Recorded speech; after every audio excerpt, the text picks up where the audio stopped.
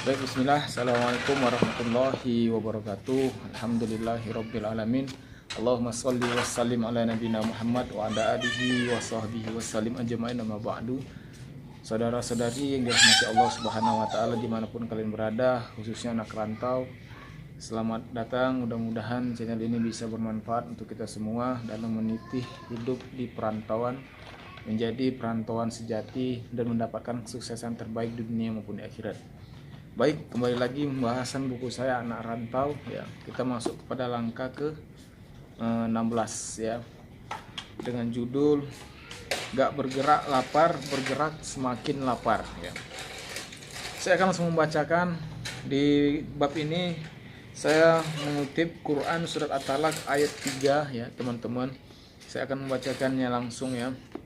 A'udzubillahi minasyaitonirrajim. Wa yarzuqhu min haitsu la yahtasib. Wa may yatawakkal 'alallahi fahuwa hasbuh. Innallaha balighu amri.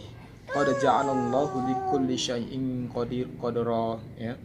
Yang artinya, dan dia memberinya rezeki dari arah yang tidak disangka-sangkanya. Dan barang siapa bertawakal kepada Allah, niscaya Allah akan mencukupkan keperluannya. Sesungguhnya Allah melaksanakan urusannya. Sungguh Allah telah mengadakan ketentuan bagi setiap sesuatu. Baik teman-teman ya, dimanapun kalian berada. Jadi setelah nyanyian didendangkan, sembah sujud dibiasakan, doa yang diharapkan dalam perjalanan, pikiran bingung mencari makan, langkah tak tahu mengarah kemana berjalan, ternyata hasil dari keyakinan dan penuh harapan kepada Sang Pemberi kehidupan, yaitu Allah Subhanahu wa taala, menemukan titik terang di hadapan. Terselamatkan rongga sejengkal di dalam badan. Berjalan atau melangkah dalam menjadi salah satu senjata ampuh menempas kelaparan, kesepian, kesedihan, dan kegalauan. Takkan dibiarkan diam badan di atas dipan, takkan dibiarkan dimanjakan bantal yang penuh ileran.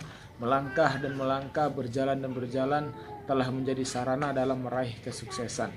Jadi dimaksud daripada tulisan di bab pertama ini ya, di bait pertama ya, di bab gak bergerak lapar, bergerak semakin lapar, ini maksudnya ya, kita tidak berleha-leha dalam perantauan ya. Walaupun Allah Subhanahu wa taala telah memberikan kita yang namanya rezeki masing-masing ya, tetapi di sini ya, dengan ketawakalan dan ikhtiar, perjuangan adalah untuk mendapatkan yang namanya rezeki ya. Tidak dibiarkan kita santai-santai di tempat tidur, maupun kita santai-santai di bantal yang penuh dengan iliran. Jadi melangkah dan melangkah, berjalan dan berjalan, itu adalah sarana dalam meraih kesuksesan. Seperti kata pepatah Minang, duduk meraih ranjau, tagak menanjau jarak. Artinya duduk meraut ranjau, berdiri meninjau jarak. Maksud dari pepatah ini adalah kebanyakan duduk-duduk adalah bunuh diri bagi anak rantau. Maka dari itu berdiri tegak, lalu memperhatikan keadaan, lalu melangkah ke arah sesuai niat dan tujuan ya. Jadi yang banyak duduk-duduk ya teman-teman di perantauan ya, karena kita kalau banyak duduk-duduk di perantauan itu namanya bunuh diri ya.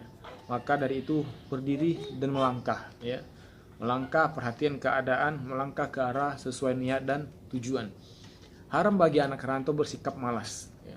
Jadi anak rantau itu malas-malasan itu diharamkan ya.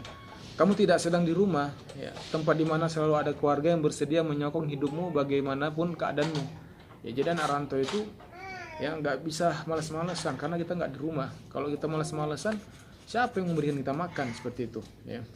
Di perantauan kamu sendiri, kamu harus gigih berjuang demi kelangsungan hidup dan tercapainya impianmu. Jangan membuang-buang waktumu seperti yang dinasihatkan dalam pepatah tersebut. Jadi kita haram duduk-duduk membuang-buang waktu tanpa sesuai dengan niat dan tujuan kita merantau. Kelaparan hidup di perantauan bukanlah menjadi kisah yang diuluh-uluhkan. Jadi walaupun kita lapar di perantauan, jangan banyak mengeluh ya. Kita harus berjalan, melangkah, berpikir bagaimana caranya untuk mencari yang namanya ikhtiar untuk mencari rezeki ya. Apalagi sampai menjadi bahan mengharap kasihan. Jadi kita jangan banyak ngeluh dan jangan mengharap kasihan di perantauan. Tetapi laparnya perut adalah suatu motivasi yang berbeda sendiri untuk meraih kesuksesan di perantauan. Perut kita lapar itu adalah menjadi motivasi bagi kita di perantauan. Kita berpikir untuk bagaimana caranya untuk hari ini kita bisa dapat makan dan seterusnya ya. Dengan adanya rasa lapar inilah munculnya kekuatan ya, agar bagaimana caranya bisa mendapatkan makanan enak dan baik serta halal. Bukan mengemis minta-minta di pinggir jalan. Bagi anak rantau sejati, dia akan berusaha semaksimal mungkin agar dapat hasil yang pantas untuk memenuhi kebutuhan hidupnya sehari-hari. Ya, anak rantau sejati bagaikan singa yang kelaparan, keluar dari kandangnya, tetap berdiri teguh, penuh wibawa, walaupun cacing di dalam perut telah mencak-mencak demo kelaparan.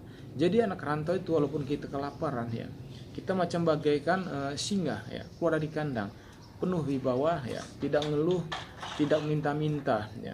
Walaupun kita sedang kelaparan, keluarga kita sedang kelaparan, kita tidak berharap kasihan kepada orang lain. Kita hanya berusaha memaksimalkan dan kita penuh wibawa dan adab ya. Tentunya pakai adab kita keluar ya. Tidak mencari asal libas, asal makan. Kita harus mencari juga yang baik dan halal. Mencari makan dengan cara baik dan bukan dengan hasil senggol kanan, senggol kiri. Ya, saling menjatuhkan rekan kerja dengan penuh licik dan dengki. Ya, tidak.